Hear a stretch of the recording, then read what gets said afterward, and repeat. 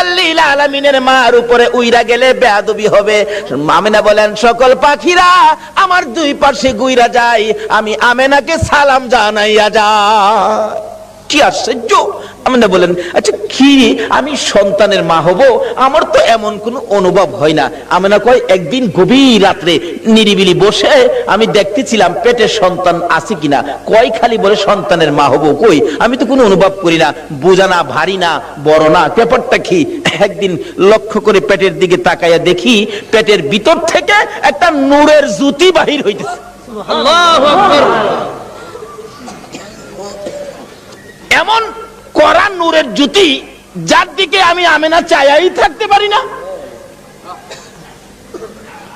তখন থেকে মা আমেনা টেনশন করতেছেন, কবে জানি সন্তান ভূমিষ্ঠ হয়, কবে জানি সন্তান আসে, কবে জানি আমার সন্তান দুনিয়ার তার শিবানে। আমি কাকে বলবো? নাই আমার কেউ অসহায়। আমি চোখের পানি ছেড়ে দিলে আব্দুল মুত্তালিব ডেকে ডেকে বলেন, বৌমা আমেনা তুমি কিসের ব্যথায় কান্দো?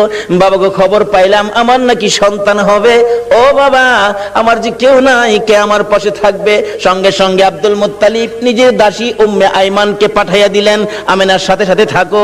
আবু লাহাবের দাসী সুয়াইবাকে ডেকে বললেন, তুমি পাশে পাশে থাকো, আমেনাকে তোমরা সবাই দেখে দেখে রাখবা যাতে কোনো বিপদ না হয়। যেদিন মক্কা নগরী নবীর আগমনে খুশিতে নাচতেছিল, আল্লাহু আকবার, পশু পাখিরা একজনের কানে আরেকজনের খবর দিতেছিল, আজকে বলে রাহমাতাল লিল আলামিন দুনিয়ার জমিনে আসবে। এই খবরে মক্কা নগর, বালুর কণা, এমনকি খানায়ে কাবা পর্যন্ত খুশিতে নাচতেছিল। আল্লাহু আকবার!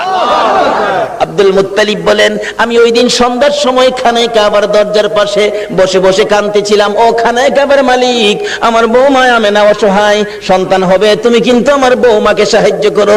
এইভাবে কাঁদতে কাঁদতে কাঁদতে কাঁদতে রাত্র যখন 2টা 2:30 বাজে গেছে, হঠাৎ করে দেখি আকাশে বিকট শব্দ হয়েছে। তাকাইয়া দেখি আকাশের দরজা খানি খুলে গেছে। চারদিক এই দরজাখানি সাজানো হয়েছে। আল্লাহু আকবার! সুন্দর করে সাজানো হয়েছে। তার সাথে সাথে দেখি 3 থেকে 4 জন মহিলা ডান হাতে নূরের বাতি লইয়া জান্নাতি সুন্দর শাড়ি পরে পাখির মতো উইরা উইরা আসতেছে। আব্দুল মুত্তালিব বলেন, আমি শুনি তারা আসতেছে আর বলতেছে একজন আরেকজনকে, চলো আমরা আমেনার ঘরে যাই। আজকে রাহমাতাল লিল আলামিন দুনিয়ার জমিনে আসবে, আজকে মুহাম্মাদুর রাসূলুল্লাহ দুনিয়ার জমিনে